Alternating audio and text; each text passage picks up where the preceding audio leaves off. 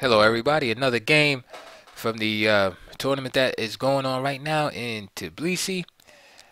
This is round one with the black pieces. We have GM Mamedyarov. Maybe I should flip the board. Some people are sensitive to that type of stuff. And with the white pieces, I am International Master Liu. And here we go. So E4, E5. Knight f3, knight c6, bishop b5, a6, and what do we have? Berlin defense? No, we had the Roy Lopez exchange variation. Don't tell me you're playing that against the 2800 player. Just kidding. D takes c6. Castles.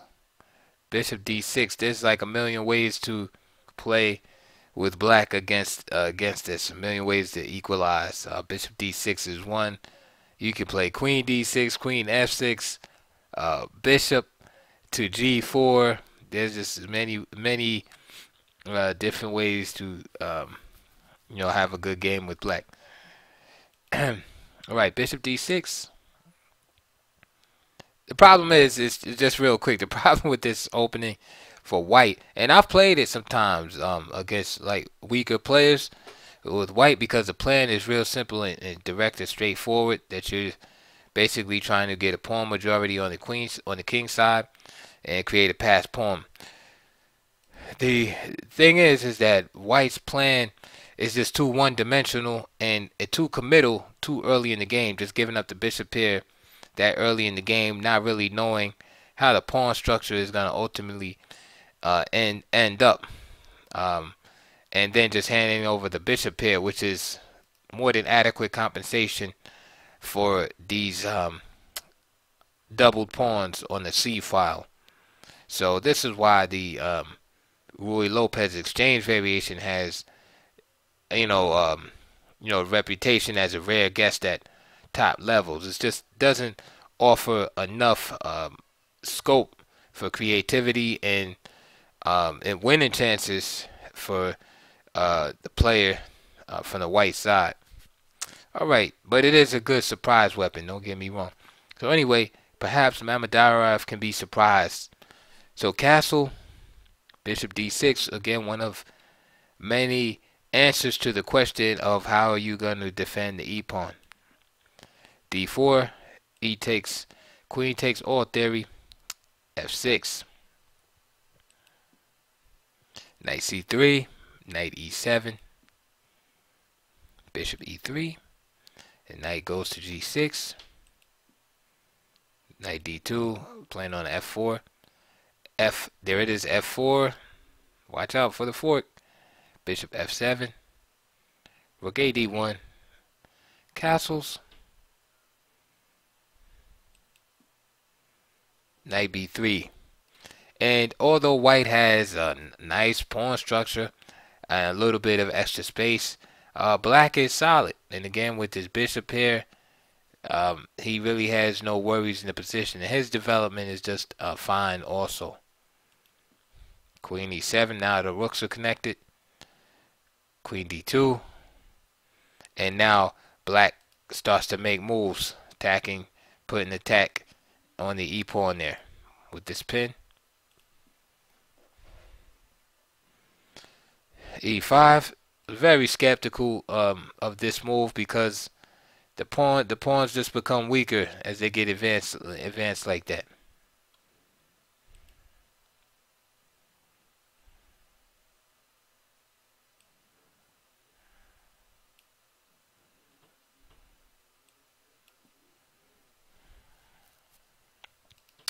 Perhaps that's just a little better.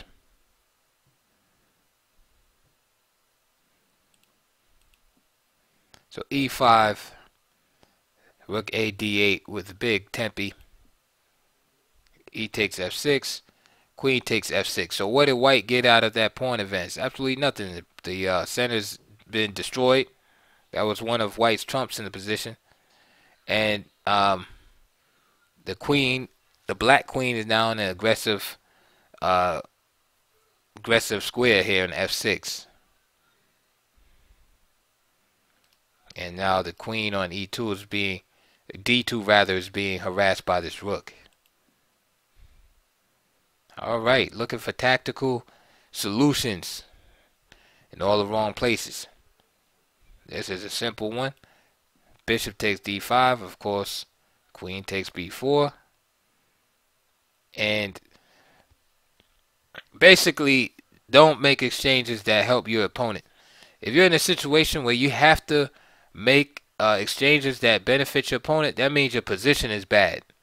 So you have to first avoid bad positions. But if you're in positions where you're forced to make moves that help your opponent's pieces, that means your position is bad in the first place.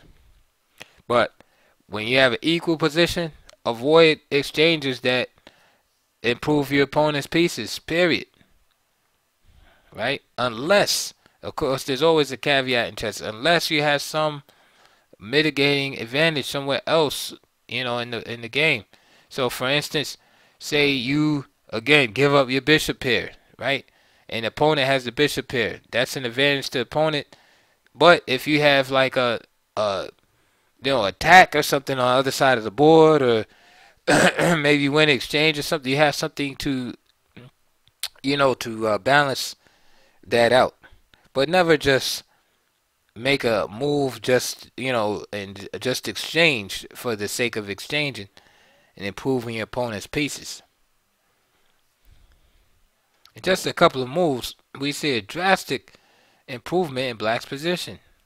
And this can be traced to just bad exchanges. Look at this position here a few moves ago.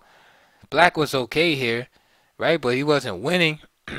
White had a respectable looking position.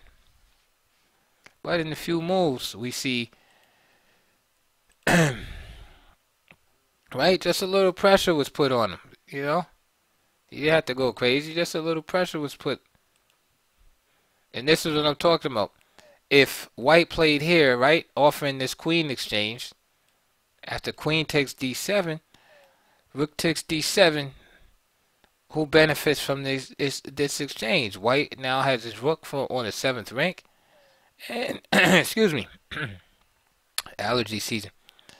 Rook takes d7, and the rook is on the 7th rank, and now Black is compelled to defend at least for one move. You see, so that's just a quick example, right? Again, Black is okay here, but just as far as the exchange is concerned, it's White who has benefited there. And again, that's not the only factor to consider, but you should always consider that when thinking about exchanging pieces, pawns, whatever. Now here at the e5, he just plays rook a d8. Notice Mamedyarov did not take here. Say f takes.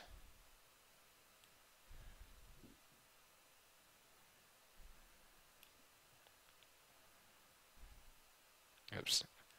Maybe not f5. If f takes e5, and let's say knight takes e5, bishop g5, Black is still better here after this series of exchanges. Queen takes d6, queen takes, bishop takes, knight e4, bishop g6, knight takes, rook takes, and c takes. And again, when we say who benefited, Black is the one who benefited. His pawn structure has been straightened out, and he has an attack ready to go right here. Let's go back to the main line. This is what happened in the game.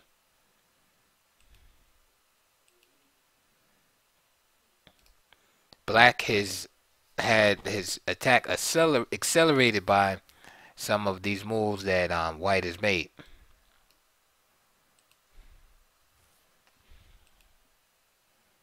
Easy to play, just piling up pressure on the G2 pawn.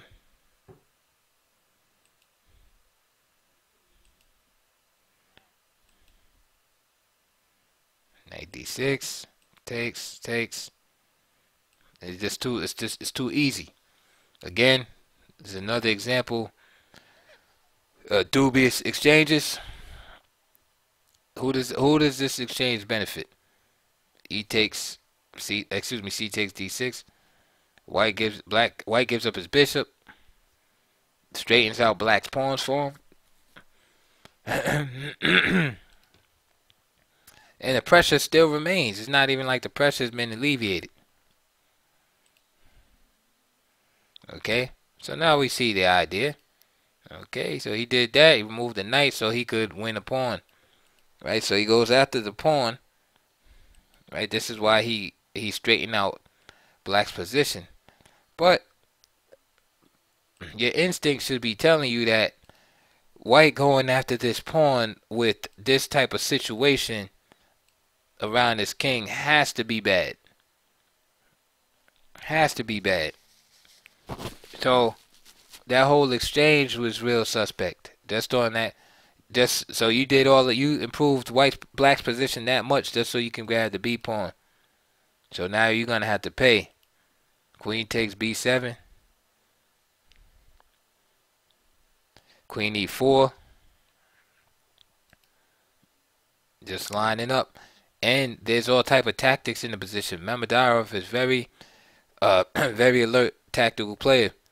You have ideas like this mate right here.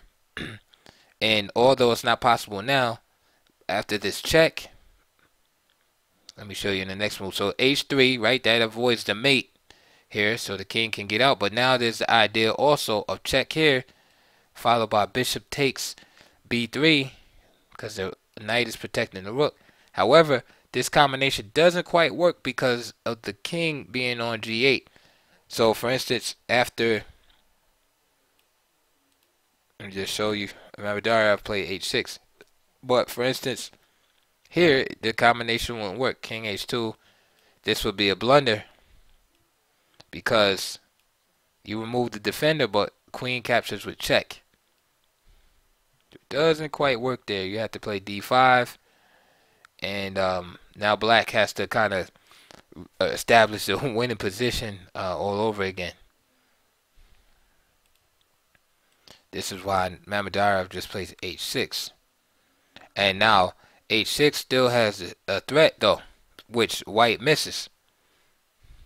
The threat is now to come here and check, but now with the idea of taking this knight. Now white has that covered, and that's probably what was preoccupying his mind, and that's why he missed the other threat. There was actually two combinations latent in the position. One was the one I just showed you, which doesn't work, but then there's another one that does work, and that's queen E1 check. And once the queen is on the E1 square, it'll be covering this territory right here.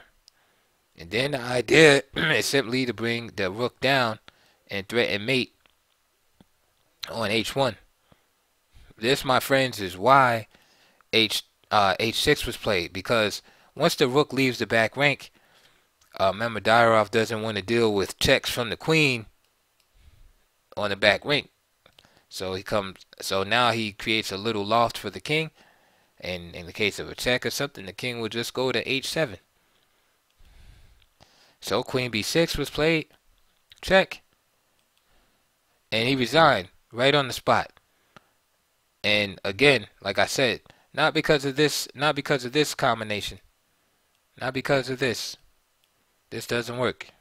There's a check. You want to pick up the rook, but you can't. That doesn't work. Although white is still worse here after D5. He resigned because after this comes the move rook F1. And notice, like I said before, the queen has these squares covered. So there's no escape for the king out here. So just simply rook is threatened. There's no way to get out of this. So for example, if he starts trying to check, it's just king H7. Good game. 28 move demolition by Mamedyarov. Okay, I'll see you guys on the next one. I hope you like that.